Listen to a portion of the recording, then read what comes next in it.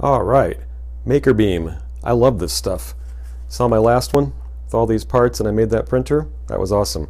So I'm going to do something else with the MakerBeam.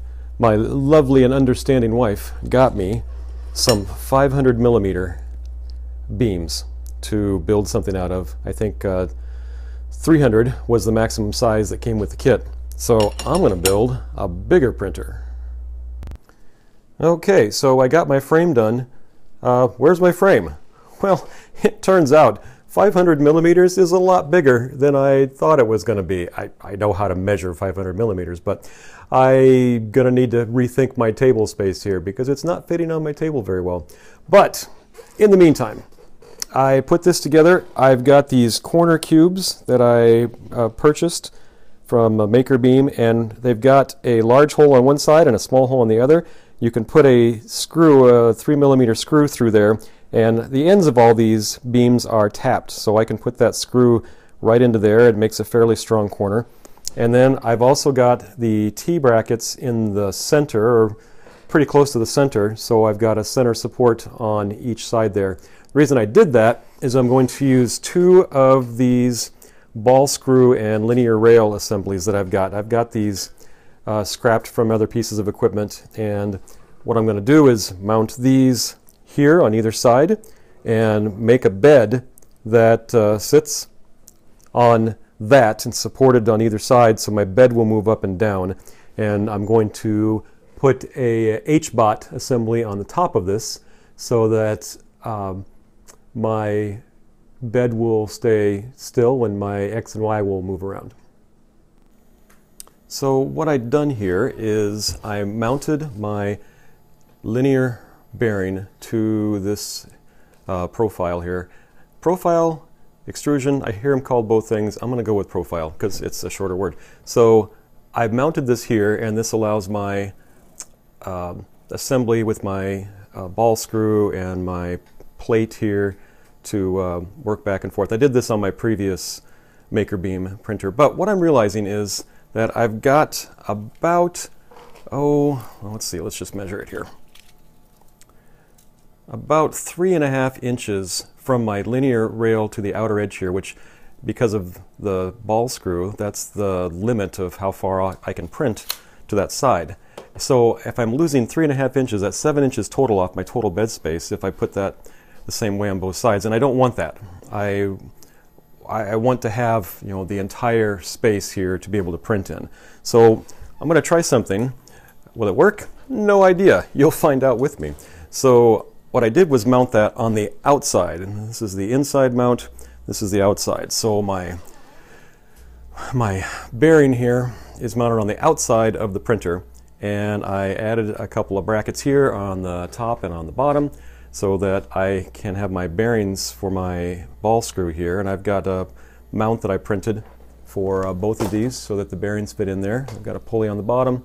I'll have a motor mounted down there, so that will allow me to have this whole motion assembly on the outside of the tool. And I'm just going to put some kind of support from here all the way over to the other side here. This will be on the outside as well, and then mount my bed to that support. I think that will give me enough stability. I don't know 100%, but it's all about figuring it out as I go, so we'll find out. One of the things I did differently on this printer as compared to the last one was with this bearing mount, what I did was print this so that I've got the screws. They're black screws, you can't really see them very well, but they're down here in the bottom, and they fit up into nuts inside this profile. This allows me to have some movement in this direction to align the ball screw as I need to get a good alignment. And I also have this whole profile tied to a couple of T-brackets on my main frame here, so I can loosen those and move that up and down. So I've got direction or adjustment in this direction and that direction, and that will allow me to fine-tune that rather than trying to 3D print something perfectly that's going to line up. I had a lot of trouble with that, so I think that's going to help make this a lot more stable and adjustable machine. Alright, so I've got had the original pulley, and this pulley and this belt and this motor and this bracket. These were all together with this whole ball screw assembly when I got them. So I saved all those parts, and it's turning out to be handy. So I just used some screws and nuts from the MakerBeam and just slid the nuts in there, tightened that down. The belt's the perfect length. I had to slide this pulley out a little bit, but this is all connected now. I set up a ramp, just temporarily attached it to the frame here so I can run this, and using Printerface I can test this out.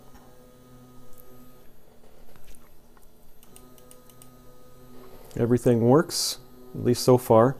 So that's one side of my Z-axis that is completed. Alright, so both sides are done. I did the same thing on both sides, so there's the one on the other side, everything's connected. Here's one on this side, and they both work in synchronous like they're supposed to. So that's done. I still have to make some kind of a piece across these here to put my bed on, but I'm not as worried about that now that both of these work. So the other part that I've changed is I now have these linear rails on the top of both sides.